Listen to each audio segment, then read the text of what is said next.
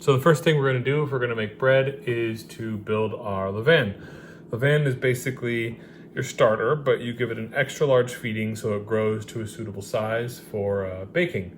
Whereas on the day-to-day level, your starter is just kind of maintained at a lower level just so it stays alive and keeps going. And when you're ready to bake, give it a big feeding like I'm about to do so that it's ready to make the bread rise and ferment. So here's my starter. I'm gonna discard most of it. And by discard, I'm gonna put it in here and save it for crumpets. You can look up how to do that. Just gonna scoop most of it out. And really, you only need about a tablespoon or so of starter. I've probably got more than that in here, so maybe it'll rise a little quicker.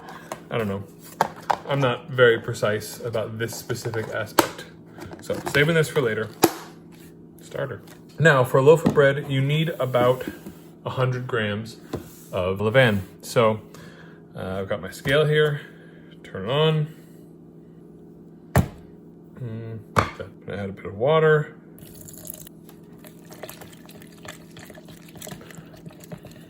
A bit more liquidy. Then I'm gonna add mostly hard white flour, which is a specific type of whole wheat. And a little rye, because rye stimulates a lot of enzymatic activity and makes fermentation happen a little quicker. I don't want to wait around today, so I'm gonna give it a touch of rye to see if it gets going a little sooner. Fermenting more quickly will also bring it to a more tart place sooner, which some people like. This is pretty stiff. I'm gonna add a little more water. Not too much, I don't want it to be too liquidy.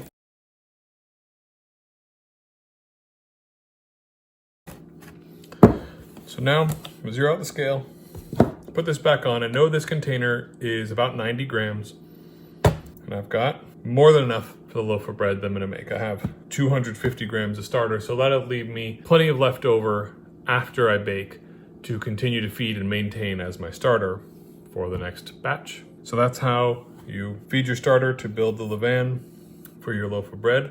And now we're just gonna wait for it to mature and be ready to bake, probably about 5 or 6 hours.